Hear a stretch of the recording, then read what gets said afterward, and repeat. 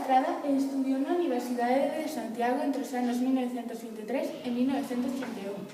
Vivía preto da rotonda de Aguete e casou cunha rapaza de Pontedeme chamada Paz.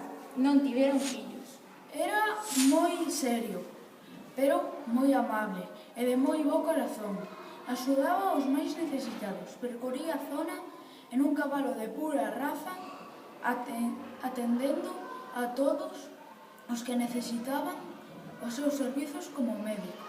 Sempre acudía a atender a xente aínda que non teñan diñeiro para pagarlle.